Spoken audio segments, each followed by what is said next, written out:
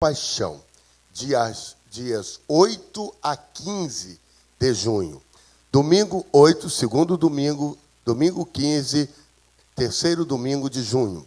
Então, a Semana da Compaixão, ela vai se dar na semana em que inicia a Copa do Mundo. Vão ser várias ações de cunho de ação social, de envolvimento com a comunidade e pregação do Evangelho. Nós vamos estar envolvidos. Posteriormente, nós vamos dizer aos irmãos quais são as ações que nós vamos fazer. Já tivemos reunidos com todos os segmentos da igreja, ação social, missões, o pessoal dos esportes, o pessoal do evangelismo da igreja, todos os segmentos que mobilizam a nossa igreja. Já tivemos reuniões pensando em algumas ações.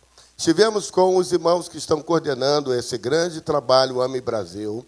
Tivemos várias reuniões, eu faço parte desse comitê, faço parte do AME Brasil, e nós vamos estar, então, posteriormente, trazendo para os irmãos quais são as ações que nós faremos naquela semana envolvendo toda a igreja. Qual é a grande jogada, qual é a grande oportunidade? É que na primeira semana da Copa do Mundo, toda a mídia internacional está presente no país, e nas sedes onde haverão jogos. Porque a partir da primeira semana, os jogos já terão ocorridos, e aí alguns países vão perdendo interesse por causa dos resultados dos seus jogos. Mas é uma oportunidade de nós evangelizarmos o mundo por meio da mídia internacional, apenas com ações em que nós tenhamos uma camiseta estampada ao nome de Jesus, um versículo bíblico, alguma coisa dessa natureza, em que os países muçulmanos, budistas,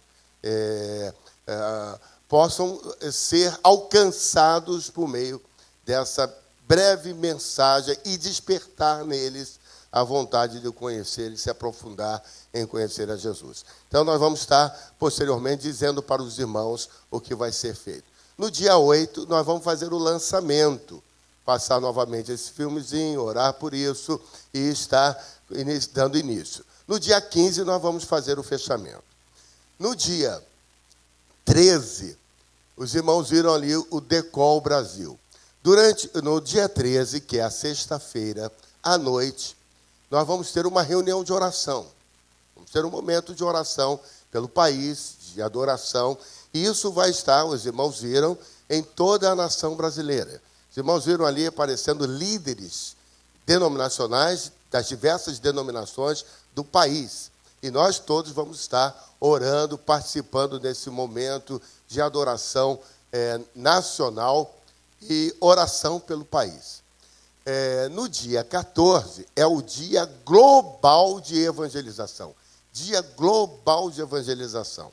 Não é apenas no Brasil, é um dia mundial. Este Dia Mundial de Evangelização ele é coordenado por uma organização na Alemanha. E alguns pastores alemães, literalmente pastores alemães, vieram ao Brasil dar treinamento. Daqui, o irmão Pedro, o Mercadante, o irmão Hugo, o irmão Jairo participaram desse treinamento para que nós possamos estar envolvidos no dia 14. Esta evangelização não significa que sejam cultos que tenhamos que fazer, cruzadas evangelísticas, fazer um evangelismo na praça. Na realidade, é um dia mundial de evangelização. Pode ser evangelização pessoal, você desenvolvendo uma estratégia de evangelização com seus colegas de trabalho, colegas de escola, os seus vizinhos, os seus parentes, um café da manhã, um almoço, uma visita. Pode ser uma evangelização de distribuir águas nos sinais, como nós temos feito aqui na igreja, uma evangelização de marcha pelas ruas da igreja. Mas imagina, cada congregação, cada igreja local, desenvolvendo a sua estratégia de evangelização, e todos ao mesmo tempo no dia 14. em cada um no seu fuso horário, então vão ser 24 horas, literalmente falando, de evangelização no dia 14. Então vai ser uma bênção, nós posteriormente vamos dizer para os irmãos quais serão as ações que nós vamos fazer. E no dia 15 vai ser o dia de fechamento daquela semana de misericórdia, de compaixão, que nós vamos estar envolvidos fazendo. Então é uma bênção, irmãos, nós queremos o Brasil na final da Copa do Mundo, mas independentemente disso, nós queremos aproveitar esta rica oportunidade de que 32 nações estarão vindo para o Brasil para jogar futebol, mas nós vamos aproveitar para evangelizá-los também, eles saindo da nossa nação, levando a semente do Evangelho. Amém? Irmãos, nesses dias haverá uma casa alugada na Vila Mimosa. Você já ouviu falar em Vila Mimosa? Vila Mimosa é uma vila de baixo meretrício, de prostituição, no centro da cidade. Existe uma instituição chamada Exodus Cry. E essa instituição viaja o mundo evangelizando principalmente as pessoas envolvidas com a prostituição. Seja a prostituição infantil e a prostituição de jovens e adultos. Tanto a pessoa que se prostitui, tanto o usuário da prostituição. Então, está se alugando um grande galpão na Vila Mimosa, lá embaixo no centro do Rio, e durante esses dias estaremos evangelizando naquela região. Além disso, teremos um período de adoração 24 horas por dia durante todo esse período da Copa do Mundo. Esse trabalho vai ser desenvolvido pela instituição IHOP. Até alguns irmãos daqui da igreja estarão participando lá em Kansas, indo para lá, depois trarão para nós algumas informações sobre essa participação. E nós estaremos participando também, de alguma maneira, com alguns dos jovens da igreja envolvidos nesse período de oração. Vejam, é importante nós estarmos ouvindo isso, irmãos, porque não é sempre que o país recebe tantos turistas externos, né, vindos de outras nações, para estar aqui conosco. E nós precisamos aproveitar a oportunidade para pregar o Evangelho. Dia desses, o país, e ainda há uma campanha, está interessado em vacinar todas as meninas, me parece que de 9 ou 11 anos para cima, não é isso? 9 a 13, contra o vírus HPV. Há uma grande preocupação de proteção das meninas, e dizem que nessa idade é uma prevenção com uma alta taxa de eficiência. Que bom, isso é ótimo.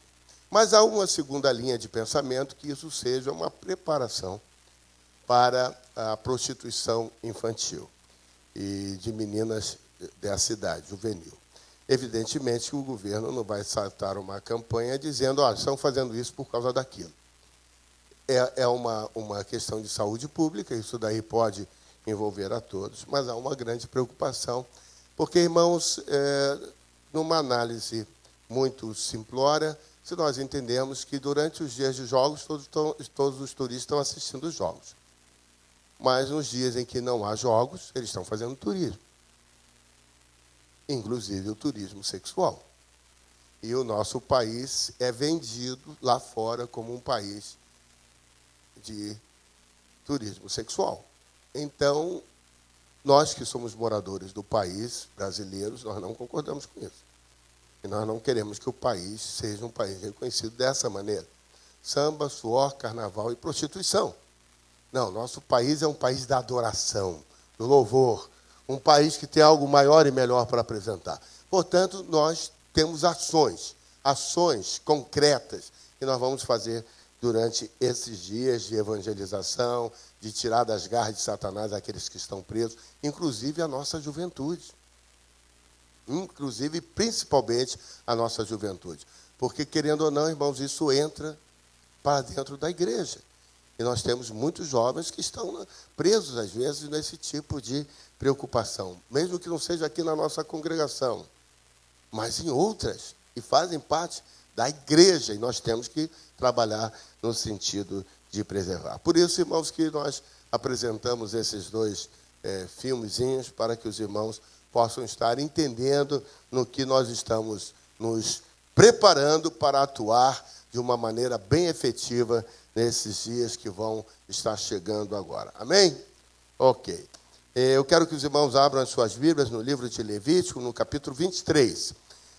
Mas antes que os irmãos abram a Bíblia, Larissa, temos aí aquelas imagens que eu pedi?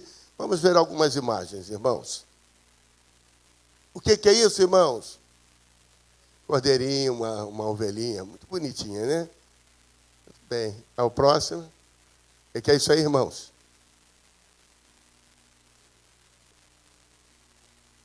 Cruzes no alto de uma colina, não é isso? O que é isso aí, irmãos?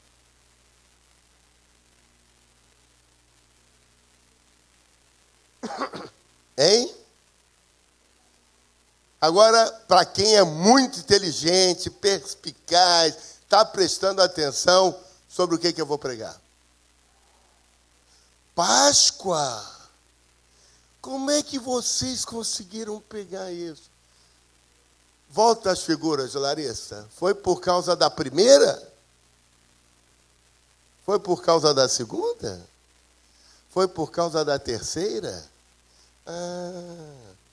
Aí eu lhes pergunto, qual é o símbolo bíblico da Páscoa, irmãos?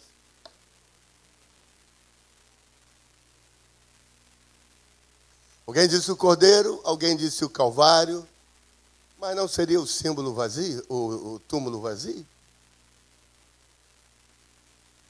Amém. Então abram lá em Levítico, capítulo 23. Muito obrigado, muito obrigado. Ficaram muito boas as fotos, viu? Muito obrigado. Levítico 23, 4 a 8, mesmo assentados como os irmãos estão.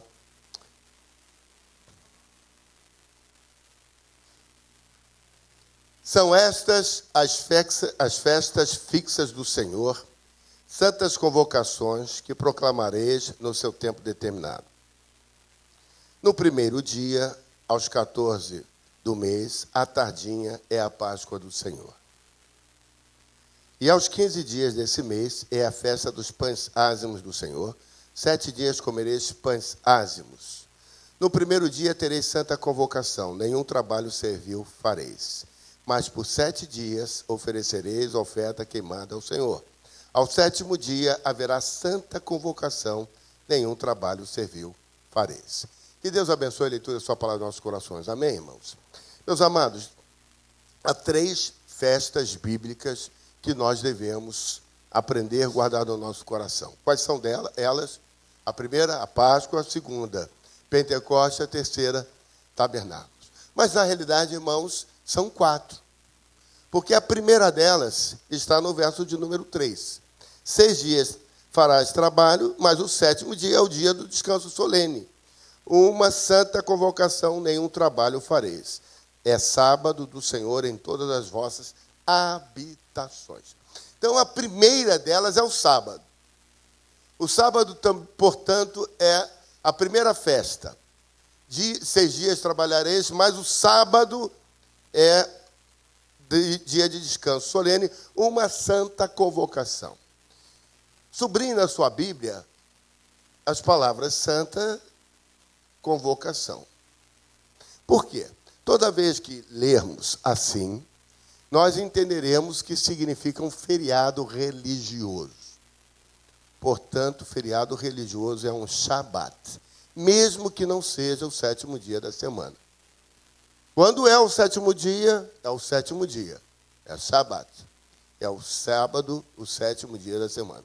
Mas, como nós lemos abaixo, também existem outros feriados, dias solenes, dias de descanso, que não são o 7º dia, mas são dias separados para a adoração ao Senhor. Então, nós temos que entender essas questões, que elas são fundamentais no conceito para que nós possamos aprender isso.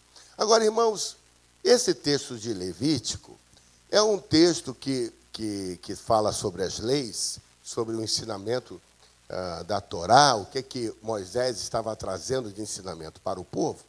Mas isso transcorreu, isso aconteceu durante o período do deserto, quando o povo estava no êxodo, passando do Egito até a terra prometida.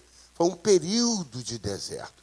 Enquanto o povo estava naquele período, Moisés estava transformando aquele grupo de 600 mil homens, mais ou menos, cerca de 2 milhões de pessoas, contando as mulheres e as crianças, juntamente com esses homens. Moisés estava transformando aquele grupo grande de pessoas em uma nação. Uma nação precisa de governantes, de leis e de um terreno, um lugar para ser feito o seu território, dizer, a nação está ali.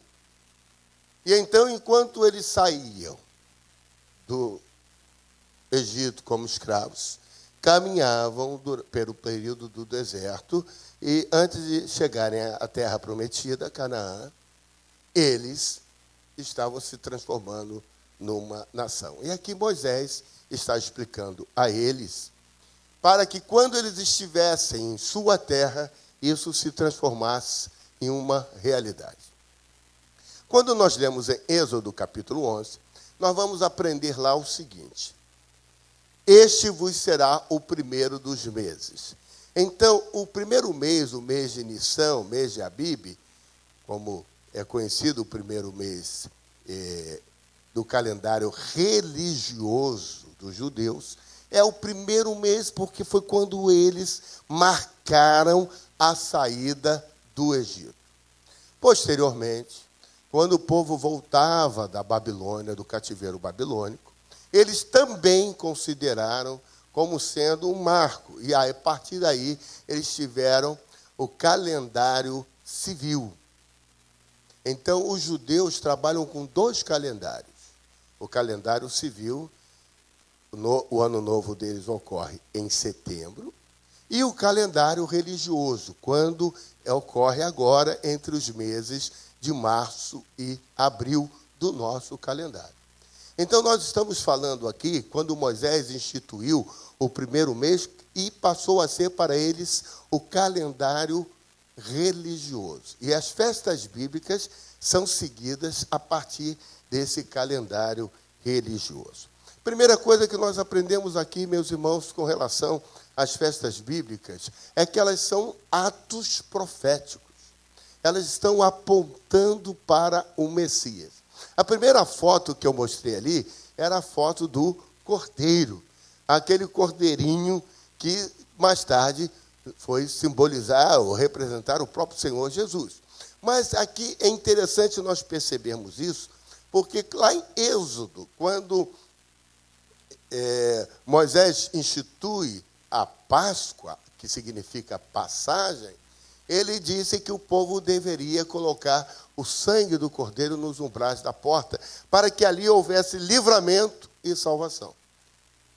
Portanto, este ato profético, que houve de imediato um livramento da escravidão do povo, que estava há 430 anos escravos no Egito, foi algo que se transformou num ato profético para aquele povo.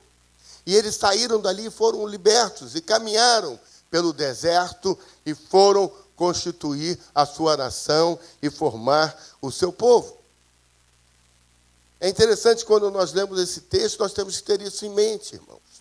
Agora, quando nós também vemos isso, Moisés está dizendo que no primeiro mês eles deveriam separar um cordeiro, e no dia 14 do mês, à tardinha, eles deveriam imolar aquele cordeiro. É interessante, meus irmãos, que quando nós olhamos para isso, nós aprendemos o seguinte: Jesus é este cordeiro. João, o Batista, e o evangelista registra em João capítulo 1, verso 29, dizendo assim, que João Batista olhou para Jesus, que vinha se dirigindo a ele para ser batizado, e ele disse: eis o Cordeiro de Deus que tira o pecado do mundo. Eis o Cordeiro de Deus que tira o pecado do mundo. A que cordeiro João o Batista estava se referindo? Ele estava se referindo ao cordeiro que Abraão utilizou para substituir Isaque, seu filho. Porque quando Abraão ia imolar Isaque, matar Isaque diante do altar, sobre o altar, Deus brada do céu e diz: não faças isto, pois o Cordeiro de Deus já está preparado. E então Abraão vira os seus olhos e vê um cordeiro preso pelo chifre numa moita. Vai lá, pega aquele cordeiro, tira o seu filho do altar e substitui Isaque por aquele cordeiro, no Monte Moriá. E então, depois que aquele cordeiro foi sacrificado, sobraram-se os chifres. Os chifres do cordeiro é o chofar que utilizamos, usando como chamamento, como a ação da glória de Deus. Posteriormente, no Egito, quando o povo estava escravo, Moisés vai e orienta o povo a pegar um cordeiro para sacrificar o cordeiro, e aquilo seria por toda a nação, por todos aqueles que estivessem dentro daquela casa. Notem, meus irmãos, para os egípcios foram os primogênitos, para os judeus foi o cordeiro. E depois, nós entendemos, em João, capítulo 3, verso 16, que Deus amou o mundo de tal maneira que deu o seu Filho, unigênito, para que todo aquele que nele crê não pereça, mas tenha a vida eterna. Esse Filho, Paulo vai chamá-lo depois de primogênito. Então, se os filhos primogênitos dos egípcios foram sacrificados como juízo de Deus sobre o Egito, o cordeiro foi sacrificado como juízo de Deus sobre o povo de Israel, livrando o povo de Israel, Jesus, o primogênito de Deus, de fato, morreu por todos, inclusive por aqueles que anteriormente morreram na esperança. Esta é uma verdade que este ato profético começa a descortinar. E aí eu quero trazer para os irmãos uma lição prática para nós, nesses dias de hoje, que é o seguinte: a Páscoa, este ano, vai se dar nesta segunda-feira, amanhã, dia 14, à noite, 14 para 15. A Páscoa, conforme o calendário bíblico, calendário dos judeus, calendário hebraico. E não no dia 17. Não é isso? Está no nosso calendário, é dia 17 de abril, não é isso?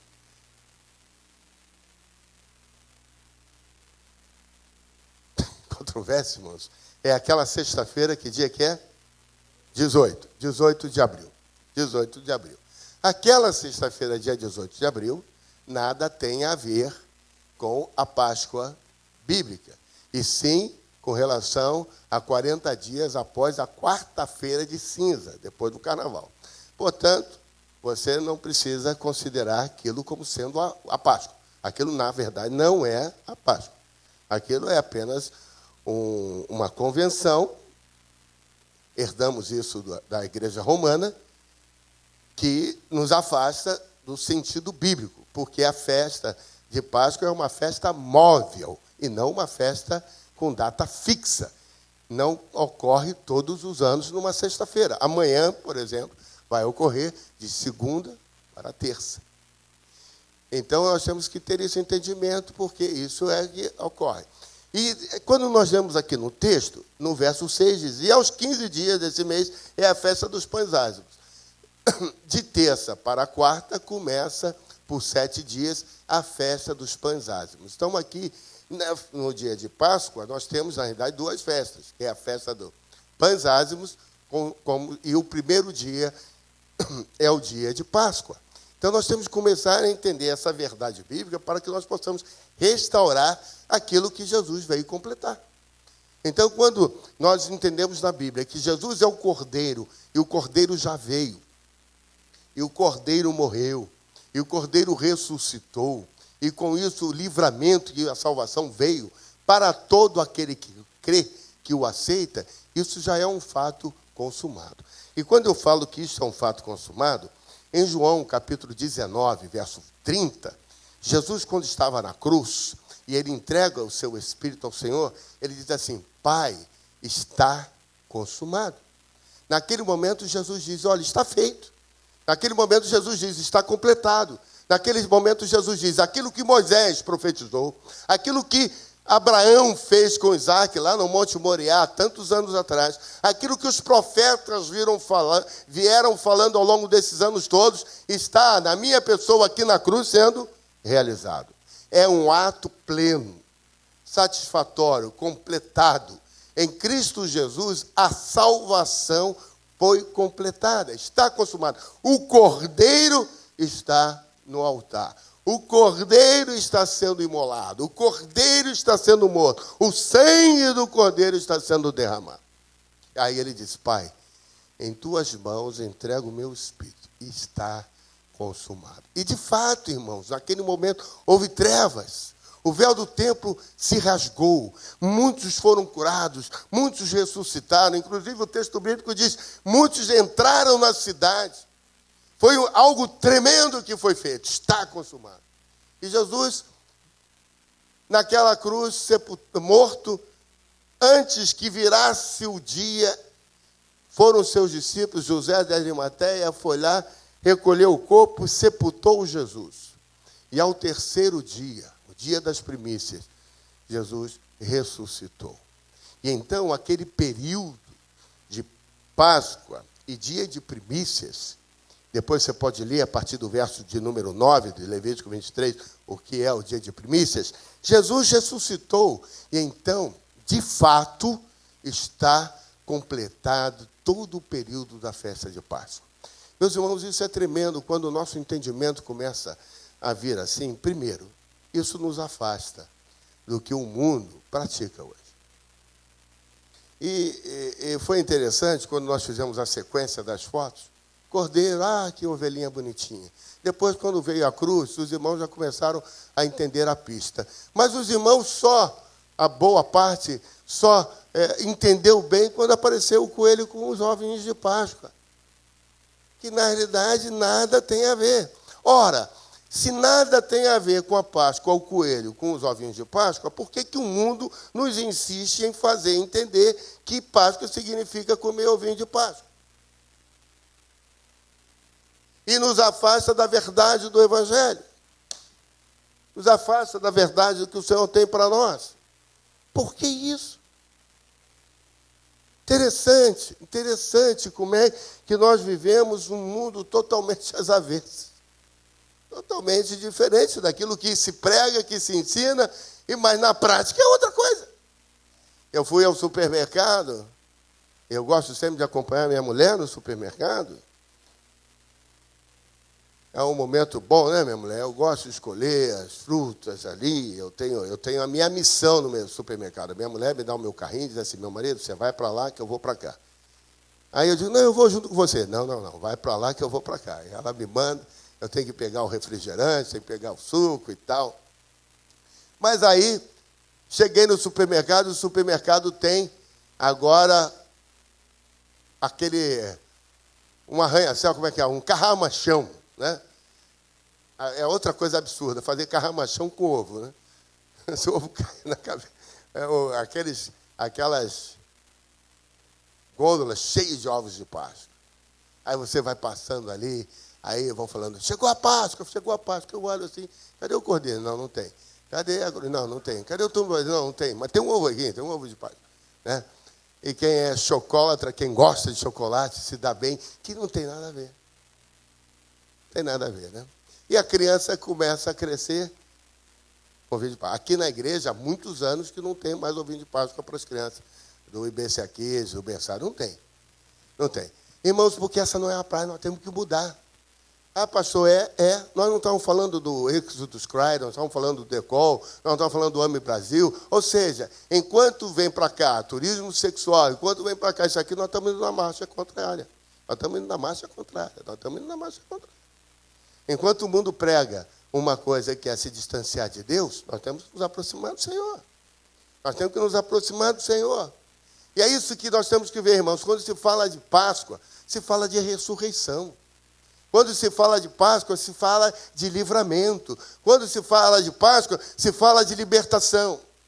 Aí alguns irmãos argumentam dizendo assim, não, pastor, mas aquilo se fala também de fertilização. É um restaurar da terra-mãe, é um restaurar da nossa terra. Irmãos, ok, você pode aplicar o que você quiser, mas você não pode distorcer a verdade do Evangelho, a verdade que a palavra de Deus nos traz, aquilo que Jesus Cristo veio fazer, a missão de Jesus, aquilo que Jesus Cristo veio restaurar na minha vida e na sua vida. É importante nós pensarmos isso, refletirmos as nossas práticas, refletirmos a maneira que há anos. E aí, quando eu falo há anos, eu disse há pouco aqui para os irmãos que o povo de Israel ficou no deserto, ficou no Egito por 430 anos. Eles não foram escravos os 430 anos. Durante o período de José, eles moravam lá com a família de Jacó e não eram escravos, eram convidados de honra. Convidados de honra. Mas depois que José morreu, depois que o faraó morreu, depois que outros faraós que não conheciam as histórias de José e do faraó no período de José, escravizaram o povo de Israel. Então, durante um período muito longo de sua história, eles foram escravos. Mas quando o povo saiu do Egito e caminhou com Moisés, havia uma promessa. Vocês vão para a terra prometida, vocês vão viver lá, lá vai ser a terra de vocês, vocês vão plantar, vocês vão colher. Só que no transcurso, só que nesse período, o povo muitas vezes se desviou. E o povo muitas vezes ficou irritado. E o povo dizia assim, lá no Egito, nós tínhamos carne. Lá no Egito, nós tínhamos isso, nós tínhamos aquilo. Meus irmãos, significa dizer que as coisas do mundo estão muito enfronhadas, estão muito dentro de nós. Esse é o processo de santificação na nossa vida. Nós aceitamos a Jesus, nós éramos do mundo. Nós vivíamos segundo o conselho deste mundo, segundo o modo de viver deste mundo. E nós nos convertemos, o Senhor entrou, o Senhor está fazendo morada, nós aceitamos a Jesus, dissemos, sim, Jesus, vem ser o Senhor da minha vida. Acontece que, enquanto nós não chegarmos lá, enquanto nós estivermos caminhando por aqui, muitas vezes nós olhamos para trás e dizemos, esse é o risco, irmãos, das práticas deste mundo e que nós ainda estamos vivendo nele. E por isso que nós temos sempre que sermos chamados à atenção, de olharmos para frente. Olharmos para frente. Olharmos para lá, para a promessa, para a realização da promessa. E vivemos uma vida que dignifique o Senhor. É isso que é um ponto importante, porque esse ato profético de Páscoa já foi completado. Não há mais por que fazê-lo. Não há mais. Inclusive, os judeus hoje, eles têm o Seder. Seder é o jantar da noite de Páscoa. Eles já não fazem mais comendo cordeiro. Eles deixam um pedacinho de osso do cordeiro como lembrança. Deixam lá, mas não comem mais. Já não sacrificam mais. Já não tem mais tempo para sacrificar. Por quê? Não tem mais sentido. Eles estão impedidos de realizar aquilo que realizava, porque o próprio Senhor Jesus veio e já completou a obra que era para ser feita. E eles estão impedidos sem saberem que estão impedidos por força sobrenatural de Deus. Isso é algo tremendo que não se consegue, eles não conseguem ainda entender. Nós que estamos aqui, entendemos a dificuldade e a limitação que eles têm, mas é uma imposição, porque Jesus disse, Pai, já está consumado.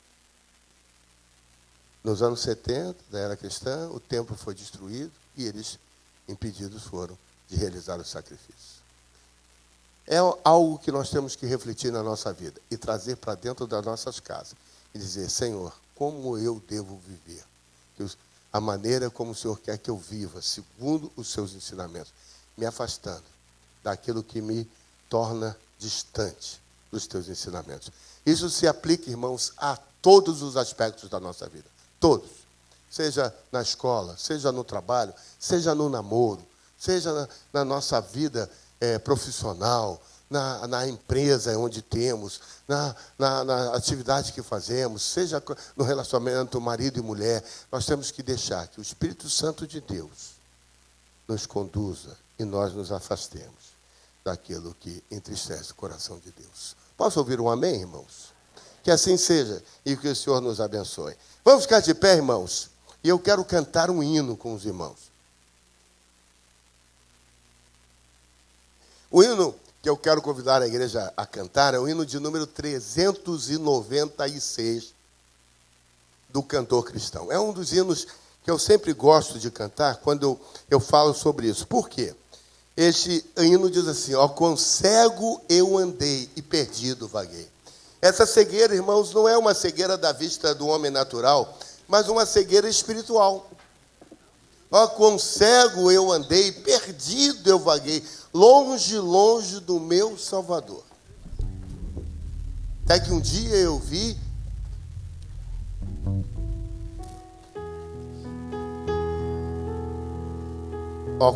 longe, longe, meu, a próxima, mas da glória desceu e seu sangue verteu para salvar um tão pobre pecador. Por favor, foi na cruz, onde um dia eu vi meu pecado castigado em Jesus.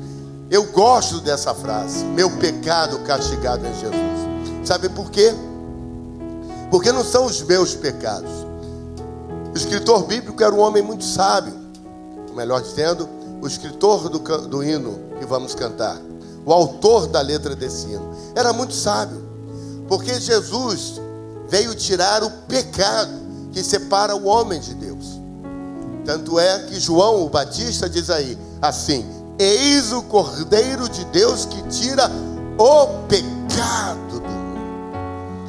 Portanto, Paulo, um pouquinho mais à frente, lá em Efésios, ele vai dizer no capítulo 4, verso 10, que Jesus subiu e desceu, e ao subir ele levou consigo cativo o cativeiro. Ora, estávamos cativos em quê?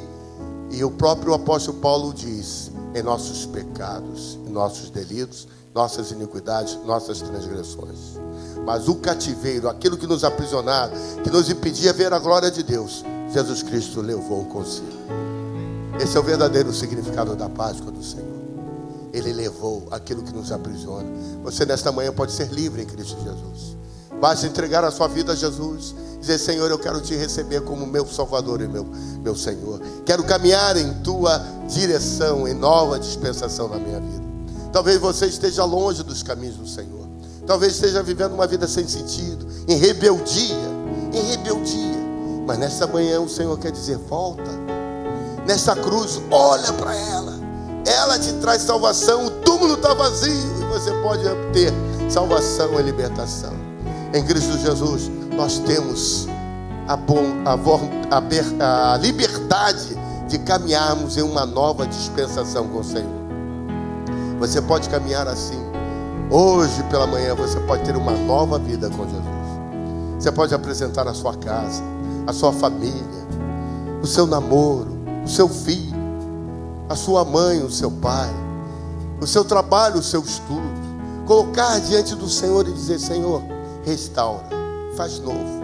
É Páscoa, é túmulo vazio, é libertação, é ressurreição, é tornar novo, vivo, ressurreto o meu lar, a minha casa, a minha saúde, os meus negócios, os meus sonhos, o meu ânimo, porque estamos na presença do Senhor. Quero orar com você. E enquanto cantamos esse cântico, esse hino, saia do seu lugar, vem aqui à frente e diz: Senhor, que se torne Páscoa na minha vida, um novo dia, um novo amanhecer. Amém? Vamos cantar e saia do seu lugar e vem aqui à frente para nós orarmos.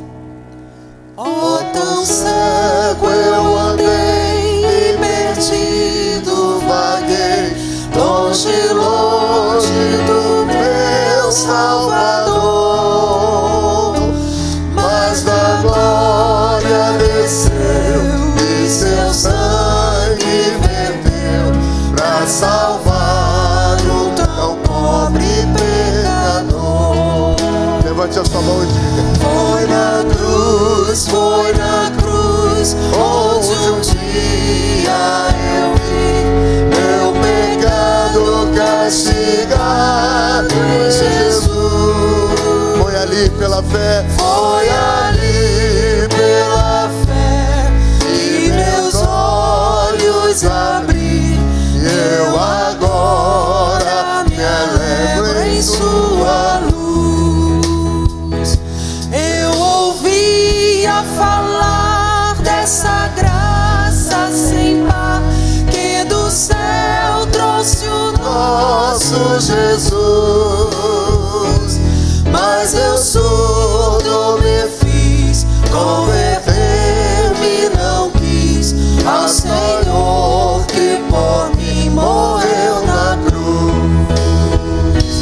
Foi na cruz, foi na cruz, onde um dia eu vi meu pecado castigado em Jesus. Foi ali pela fé que meus olhos abri, eu agora me alegro em sua luz. Mas um dia senti meus pecados e vi sobre mim o castigo da lei, mas depressa fugi e em Jesus me escondi, e refúgio seguro nele achei. Foi na cruz, onde um dia eu vi meu pecado castigado em Jesus. Foi ali pela fé que meus olhos abri, eu agora me alegro em sua luz.